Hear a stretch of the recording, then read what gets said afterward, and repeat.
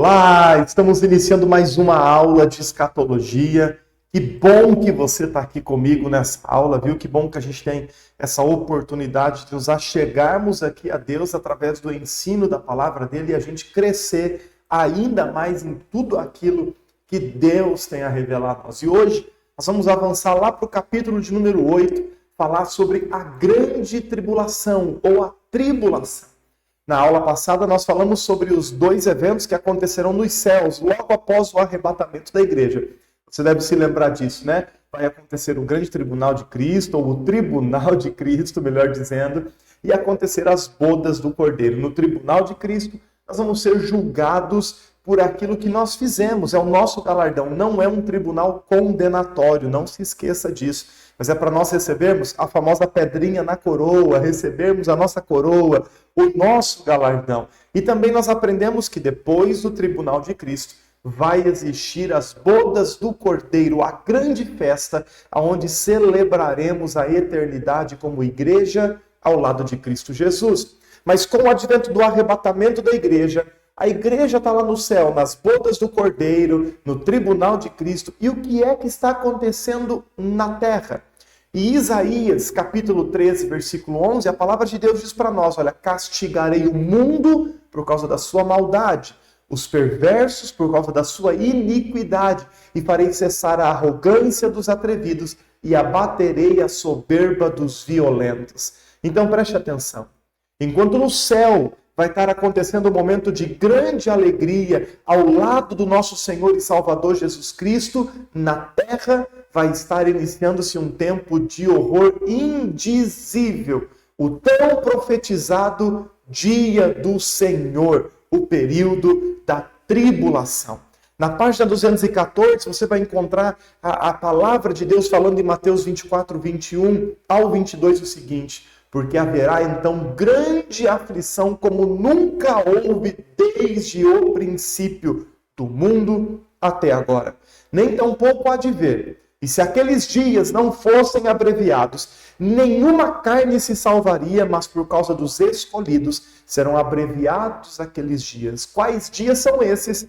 Os 7 anos, a última semana, a tribulação que está acontecendo na terra, enquanto no céu, nós, a igreja de Cristo, estaremos passando pelo tribunal de Cristo, pelo galardão e também pelas bodas do Cordeiro. Então, essa frase que muitas vezes a gente utiliza hoje, nossa, como os dias estão corridos demais, como os dias estão passando rápido demais, a gente até fala, afinal, a própria Bíblia está dizendo que os últimos dias seriam abreviados. Essa abreviação, ela está sim acontecendo, mas é como se fosse uma pré-abreviação dos tempos. Porque o Mateus 24, 21 e 22, que fala sobre os dias abreviados, senão ninguém se salvaria, está falando exatamente sobre o período da tribulação, o período da grande tribulação.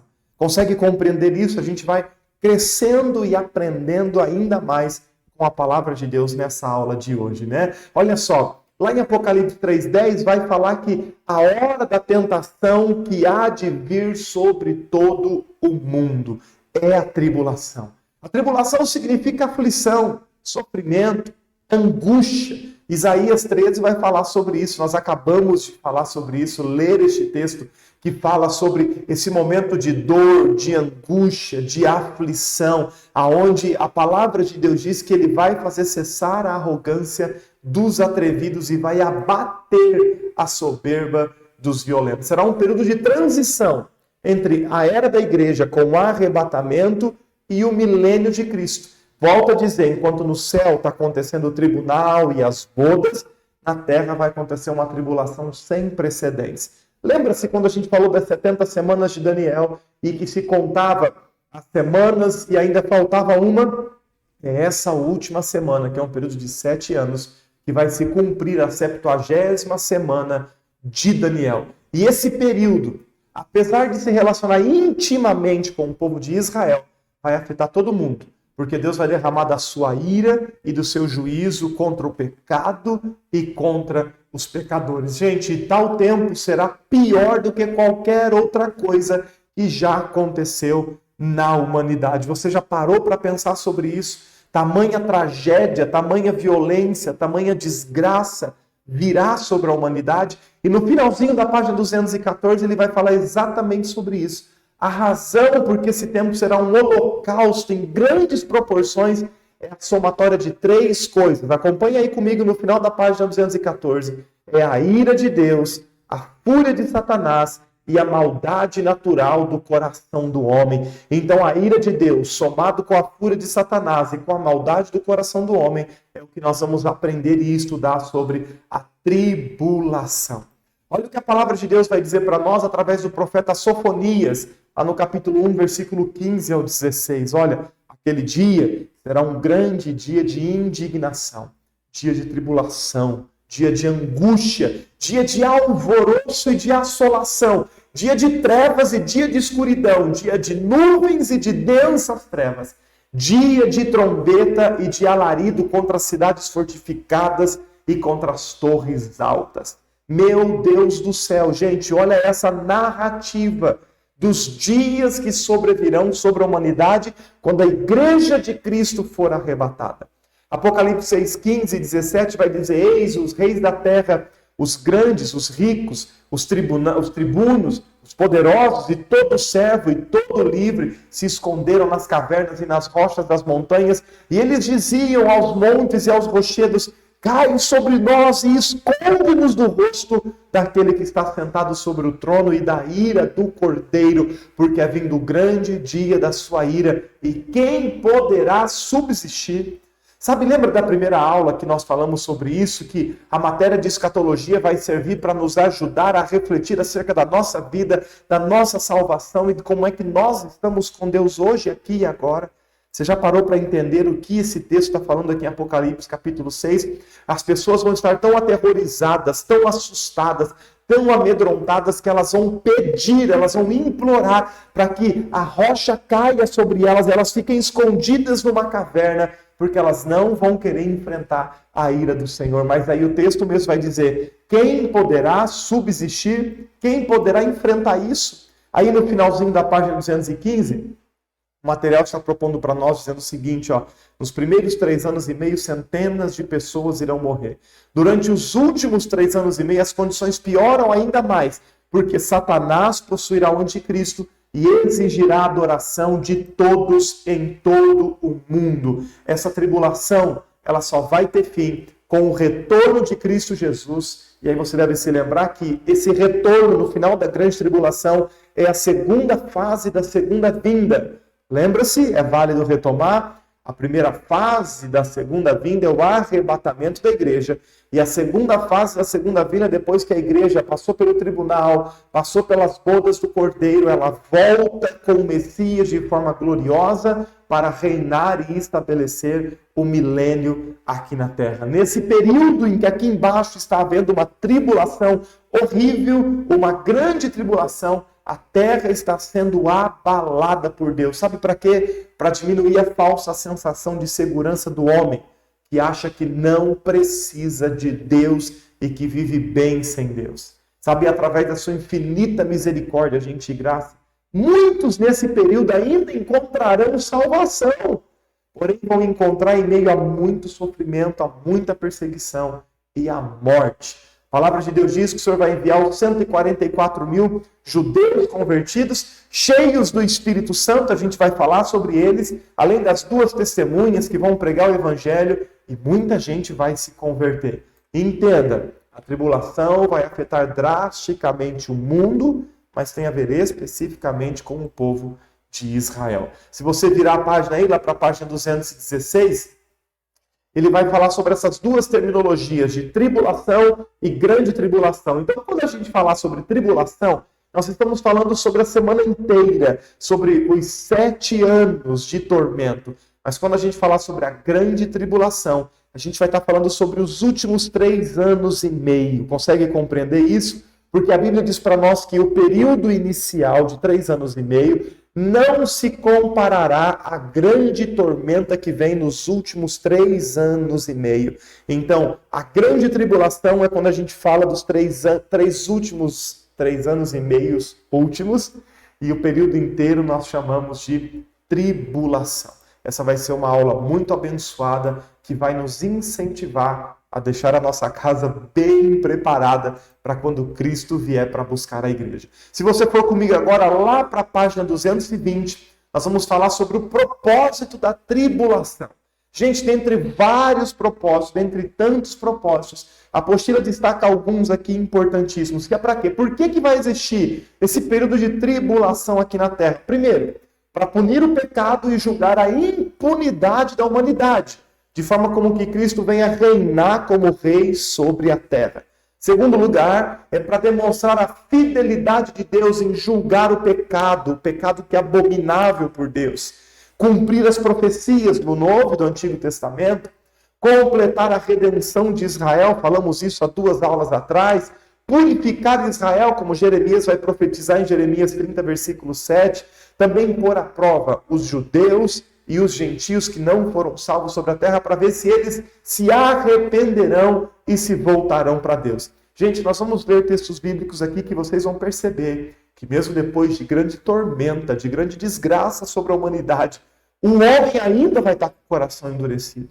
Também é propor ou colocar um fim nos tempos, abalar a falsa sensação de segurança do homem, como a gente falou, e forçar o homem a escolher entre Cristo e o anticristo. Sabe, nesse período todo, aí, nesses propósitos todos, a gente destaca 2 que merecem melhor atenção, que a apostila vai salientar aí para nós, que é fazer com que Israel reconheça Jesus como Messias e trazer juízo sobre os homens, sobre as nações e sobre os seus descendentes.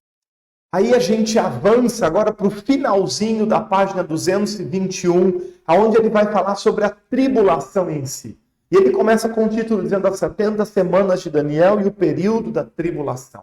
Você deve se lembrar daquelas 3 divisões das 70 semanas de Daniel, que eu acabei de pincelar um pouco, né? Vira a página aí, 222, vai perceber. A primeira semana é aqueles 49 anos, a partir da ordem para reedificar Jerusalém até a conclusão do muro. Depois vem aquele período de 62 semanas, 434 anos, que envolve os dias do ministério de Cristo Jesus. E aí existe uma lacuna gigantesca, porque é onde inicia-se o período da igreja.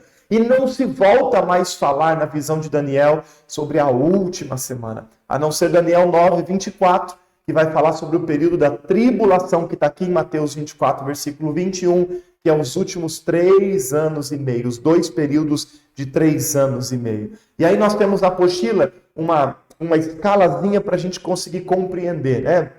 Ele vai falar sobre os 1260 dias de Apocalipse, ou os 42 meses, ou aí em Daniel e Apocalipse também vai falar sobre o tempo, 2 tempos e a metade de um tempo. Então, 1260 dias equivale a 42 meses, que equivale a um tempo, que é um ano, mais 2 tempos, ou seja, então 3 anos e metade de um tempo, 3 anos e meio. Essas semanas, a última semana, ela foi detida por causa da Igreja de Cristo, como a gente falou. Mas o propósito é que com o arrebatamento da igreja, essa última semana seja cumprida e tanto judeus como gentios vão ter uma grande oportunidade de se reconciliar gratuitamente com Deus no momento da tribulação. A palavra de Deus vai dizer para nós que não vai ser tão fácil entre aspas, né, irmãos? Como é no nosso período de hoje. Eles vão poder ter a oportunidade de se reconciliar com Deus, mas com muita dor, com muito sofrimento, e não gratuitamente como é no nosso tempo hoje, pela graça, porque quem vive o momento da graça é a igreja de Cristo Jesus. Ele traz uma nota aí que vale a pena a gente dar uma lida nessa página. As Escrituras ensinam claramente que a tribulação não foi projetada para a igreja. A igreja aparece até no capítulo 3 de Apocalipse, porém, quando se inicia ali o período da tribulação, não há mais menção da igreja. E só vai aparecer lá no capítulo 19, quando a igreja retorna gloriosa com Cristo Jesus. O corpo de Cristo não está destinado a esse período da ira divina que vai ser derramada sobre o castigo do pecado da humanidade. É muito importante a gente ter essa distinção clara, viu, gente? A igreja de Cristo não faz parte do pacote da tribulação. E falando sobre a tribulação, em Daniel 9:26, a palavra de Deus vai falar que surge nesse momento um povo e um príncipe. E esse príncipe é o assolador, é o anticristo, é o homem do pecado. Ele vai fazer uma aliança com Israel por uma semana. Nessa última semana, o anticristo faz aliança com Israel, prometendo paz, prometendo prosperidade, principalmente lá no Oriente Médio. Vai haver uma falsa paz. Sabe por quê? Porque na metade dessa semana, no início dos últimos 3 anos e meio, ele quebra a aliança e ele inicia um período de muita angústia, que é o que nós chamamos de grande tribulação. Esse homem proferido aqui por Daniel, o homem do pecado, ele vai ter apoio de uma força política mundial, que é, na visão de Daniel, representado por aquele pequeno chifre. Lembra daquela visão dos bichos que nós lemos na aula anterior, daquela visão terrível de Daniel no capítulo 7.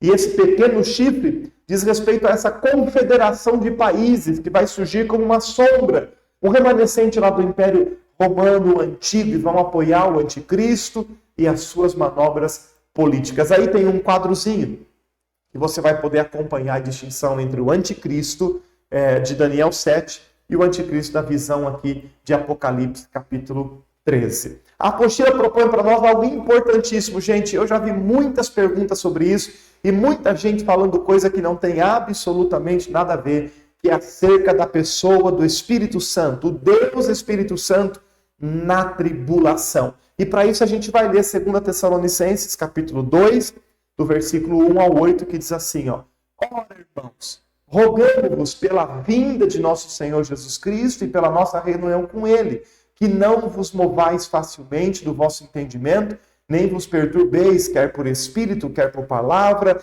quer por epístola, como de nós, como se o dia de Cristo estivesse já perto.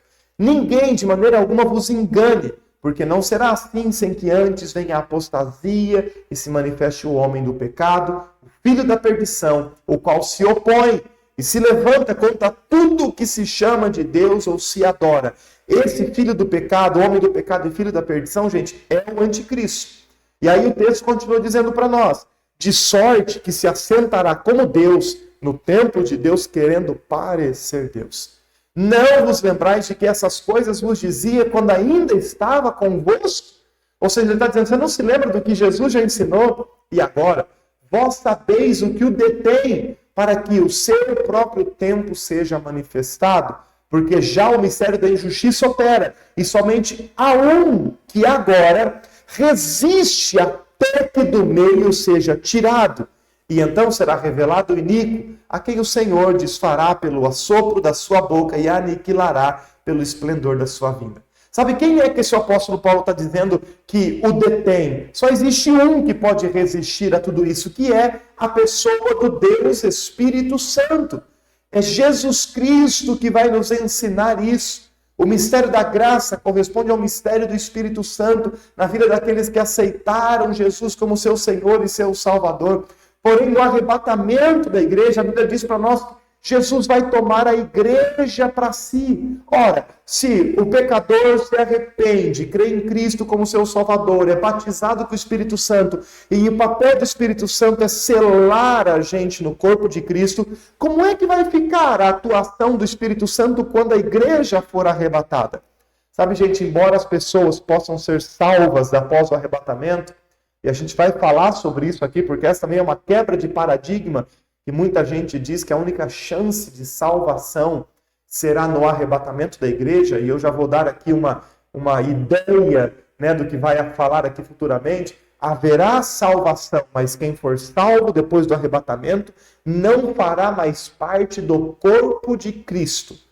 Fecha aspas. A gente vai falar sobre isso daqui um pouquinho, né? As pessoas são salvas após o arrebatamento, mas não mais como corpo de Cristo e pela unção do Espírito Santo.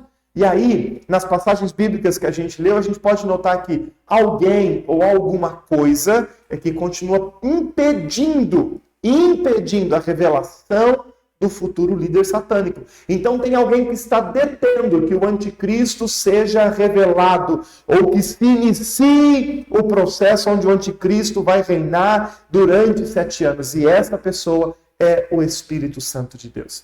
É como a apostila propõe para nós. Quando a igreja for arrebatada, também a presença do Espírito será afastada, tal como nós conhecemos hoje.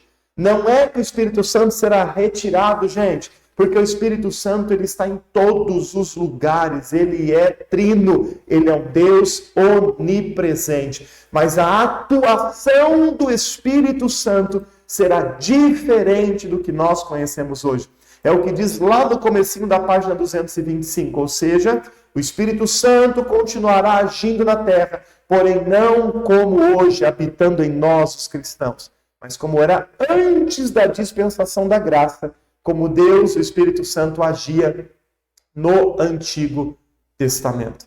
Conseguem compreender até aqui? O Espírito Santo não será retirado, ele só voltará a ter a sua atuação, como foi anteriormente da vinda de Cristo Jesus. Consegue perceber isso? Quando a igreja é arrebatada, a atuação do Espírito Santo volta a ser como era antes de Cristo, como era lá no Antigo Testamento. Interessante a gente aprender isso, né? Porque eu já vi muitas pessoas falando que o Espírito Santo será retirado. A Bíblia não fala sobre isso. Quando diz será tirado, está falando será tirado sobre o domínio, o poder, a forma de governo, porque não se governará mais pela atuação do Espírito Santo na igreja, porque a igreja de Cristo não estará mais aqui nessa terra.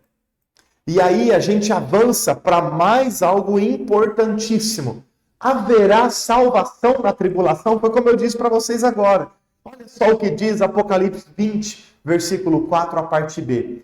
E vi, olha a visão, João, e vi as almas daqueles que foram degolados pelo testemunho de Jesus e pela palavra de Deus, e que não adoraram a besta nem a sua imagem, e não receberam um sinal em suas testas, nem em suas mãos, e que viveram e reinaram com Cristo durante 1000 anos.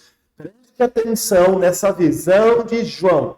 E esse autor aí, Esdras Bento, ele vai dizer o seguinte: a salvação durante o período da tribulação será mediante o sangue de Cristo. Entenda, a igreja de Cristo foi arrebatada e a pessoa que não estava pronta, com o seu óleo pronto, com a vestimenta pronta, em santificação, ela vai ficar. E essa pessoa que ficou, que conhece a palavra de Deus, que já viveu com Cristo, que era pregador da palavra, ministro do evangelho, líder de célula, músico na igreja, mas estava vivendo uma vida em pecado, flertando com o mundo e não estava pronto, não ouviu o som da trombeta quando Cristo buscou a igreja, haverá sim uma outra chance. Haverá sim uma chance de ser salvo. Mas não pelos seus próprios atos, porque ninguém é salvo pelos seus próprios atos de justiça. O único meio de salvação daquele que crê nesse período, gente, será através do sangue de Cristo. E é isso que está lá em Apocalipse capítulo 7, versículo 14. Estes são os que vieram da grande tribulação, lavaram as suas vestes e branquearam-a no sangue do Cordeiro. Quem são esses que vieram da tribulação? São aqueles que foram salvos. Não fazem mais parte do corpo de Cristo, porque a igreja já foi arrebatada, mas foram salvos. E eles lavaram as suas vestes e as branquearam no sangue do Cordeiro. Por isso estão diante do trono de Deus, a visão que João teve. E o servem de dia e de noite no seu templo. E aquele que está sentado sobre o trono os cobrirá com a sua sombra. Sabe, a gente consegue entender isso quando a gente entende o princípio da salvação, que é pela fé. E o princípio da salvação pela fé continua sendo válido.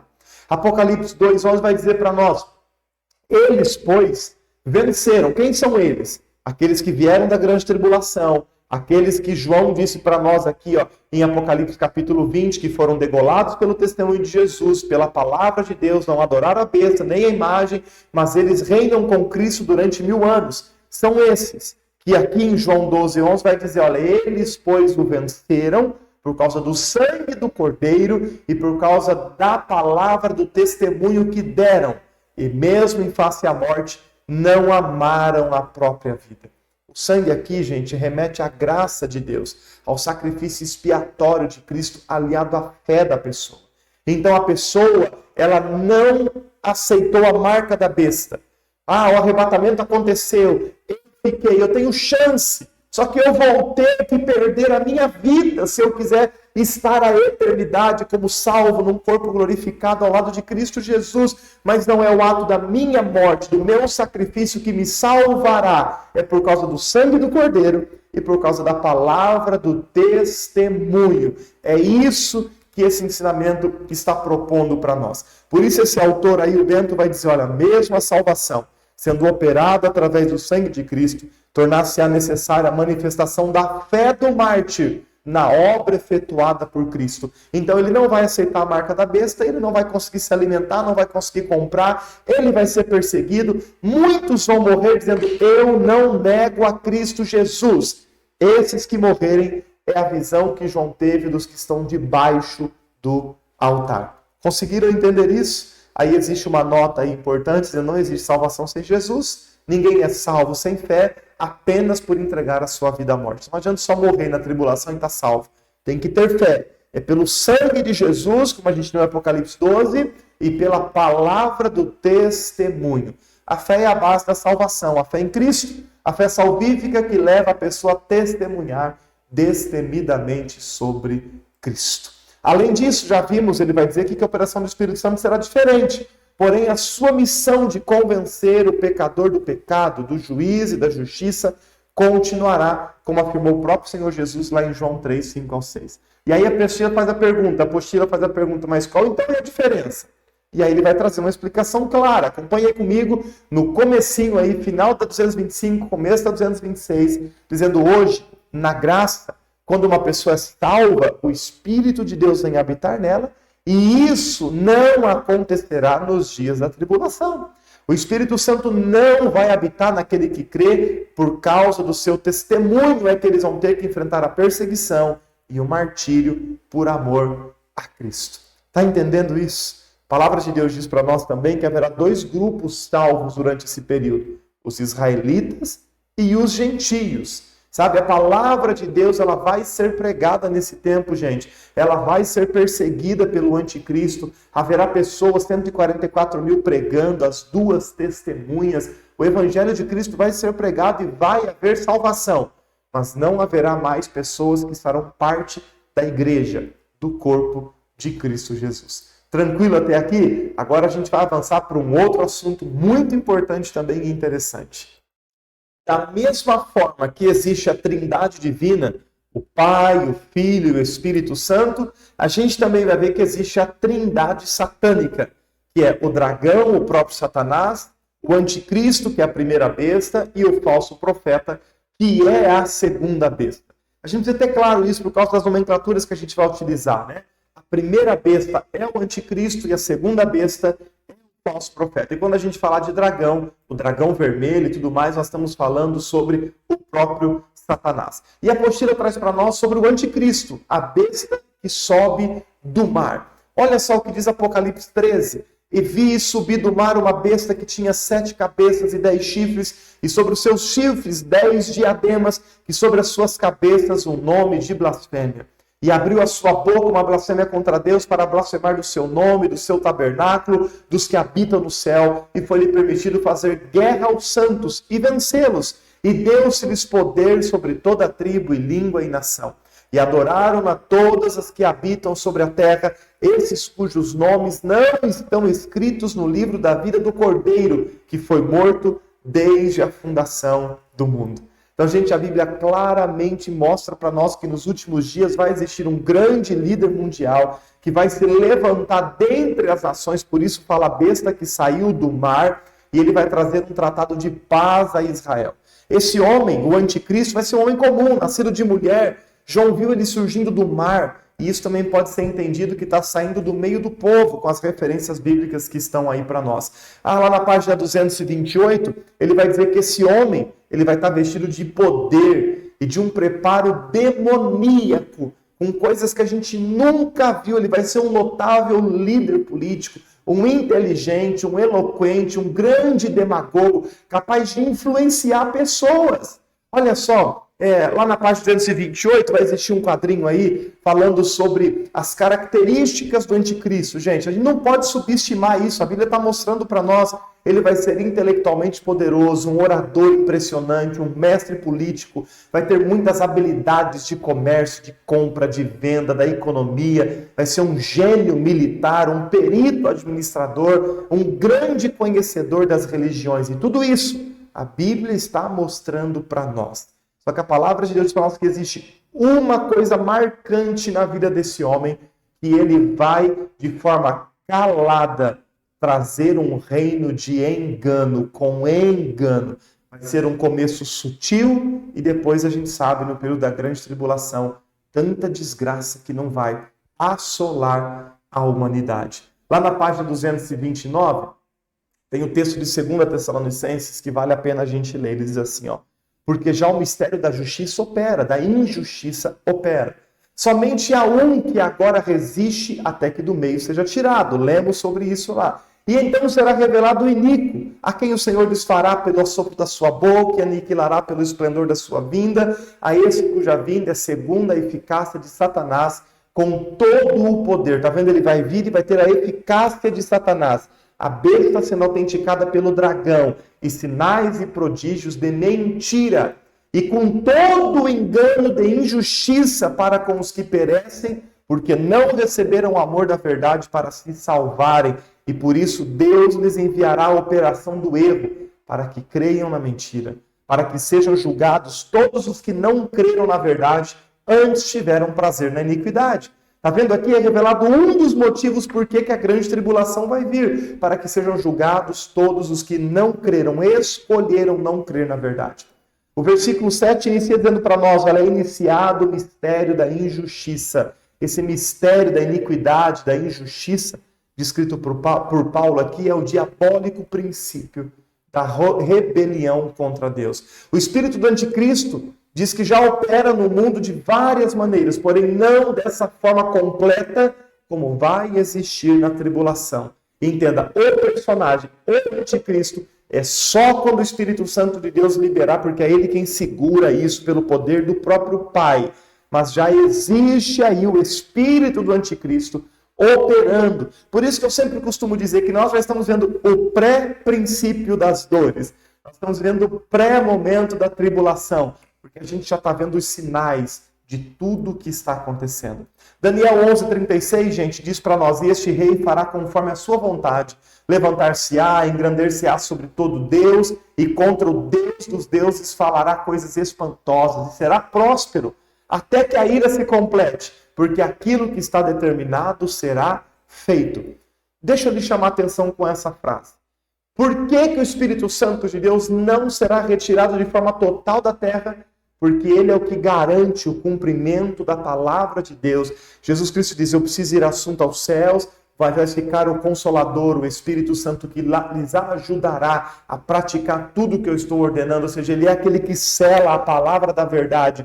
O Espírito Santo é o que vai fazer cumprir todas as promessas que estão escritas. E 2 Tessalonicenses 2, versos 3 e 4, ninguém de maneira alguma vos engane, porque não será assim, sem que antes venha a apostasia e se manifeste o homem do pecado, o filho da perdição, o qual se opõe e se levanta contra tudo que se chama Deus ou se adora, de sorte que ele se assentará como Deus, no templo de Deus, querendo parecer Deus. Gente, o templo de Jerusalém será reconstruído. E o anticristo vai exigir a adoração de todos os moradores da terra. Isso vai acontecer. E porque os homens crerão tão facilmente nele, sabe por que isso vai acontecer? Porque os homens escolheram rejeitar a verdade e se amaram uns aos outros e se apaixonaram pela mentira do que o diabo tem ministrado por aí. É por isso que eles vão facilmente cair nas lábias do anticristo.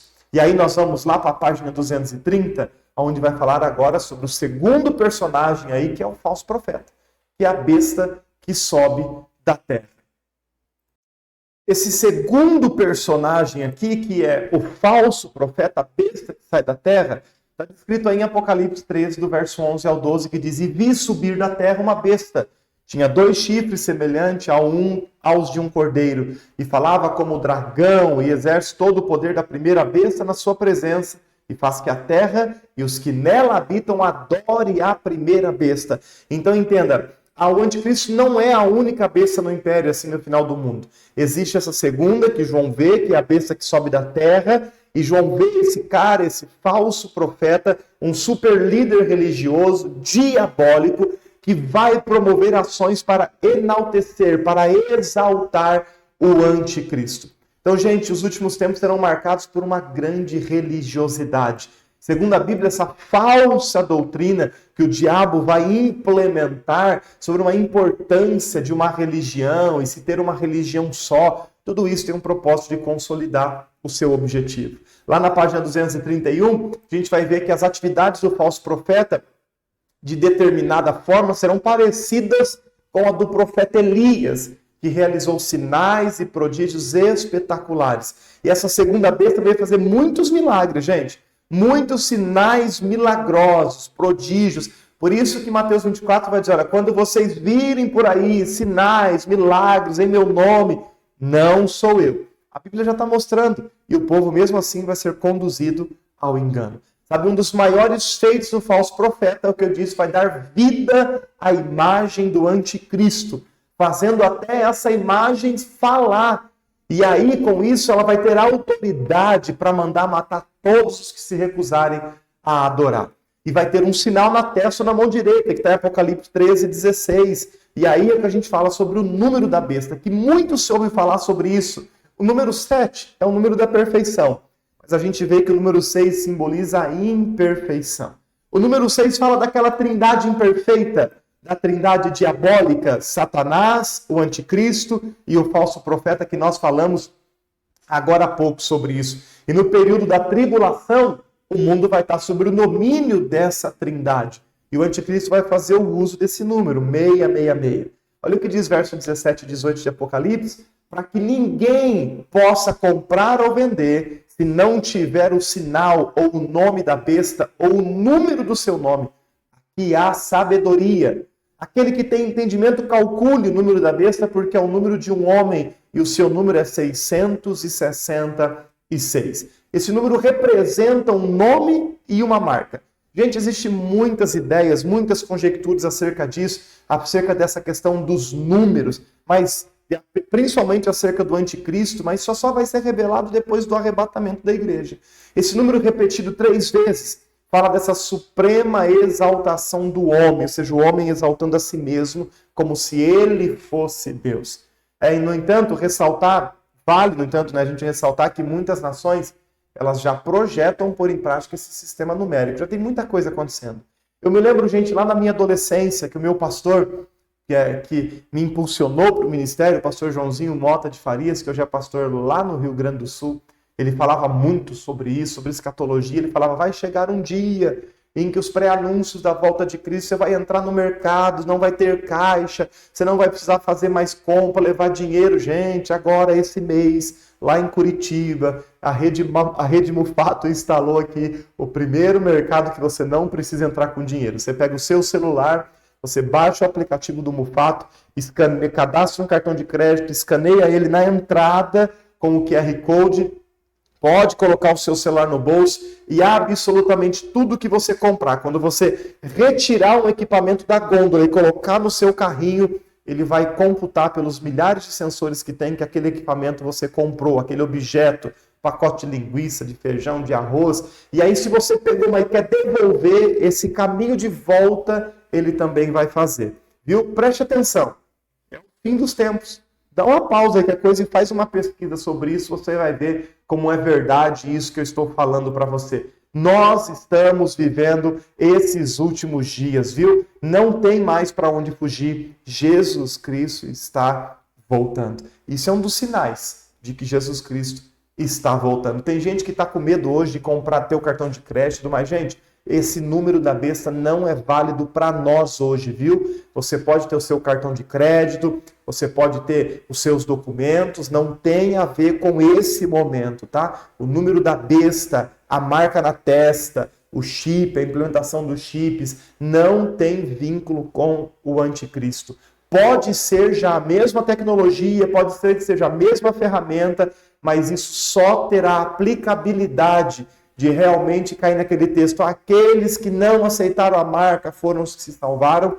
É com o arrebatamento da igreja, é com a vinda do anticristo e o reino do anticristo aqui nesse mundo durante 7 anos. Tudo bem? Olha só, o que é certo é que nesta marca da besta não será colocada em ninguém acidentalmente, mas sim com consentimento pessoal. A pessoa escolhe se quer ou não a marca da besta. Então, quem admitir essa marca poderá comprar ou vender durante o período da tribulação, mas quem não vai perder a sua chance de comprar e vender. Aí a pessoa não quer fazer isso, eu não vou comprar, não vou vender por causa da minha salvação. A Bíblia diz para nós que aí vai existir essa chance, né, dele passar aí ao lado de Cristo Jesus, tá bom? E aí nós vamos lá para a página 232, e nessa página 232, no comecinho, a gente encerra com o texto, a leitura do texto de Apocalipse, capítulo 14, do verso 9 ao 14, que diz: Um terceiro anjo os seguiu, dizendo em alta voz: Se alguém adora a besta e a sua imagem e receber a sua marca na testa ou na mão, também beberá do vinho do furor de Deus que foi derramado sem mistura no cálice da sua ira. Será ainda atormentado com enxofre ardente na presença dos santos anjos e do Cordeiro. E a fumaça de tormento de tais pessoas sobe para todo sempre, para todos os que adoram a besta e a sua imagem, e para quem recebe a marca do seu nome, não há descanso dia e noite. Gente, que dia terrível que será esse momento. Nós estamos terminando aqui essa aula, chegando a 40 minutos aí da nossa aula, e já nós vamos avançar para a segunda parte da nossa aula, iniciando sobre os julgamentos aí na tribulação. Nós vamos falar sobre os selos, sobre as taças e sobre as trombetas, que é um dos assuntos bem complexos aí deste capítulo. Eu espero que Deus esteja falando com você e trabalhando isso no seu coração, para a gente estar pronto para quando Jesus Cristo voltar para buscar a igreja dele.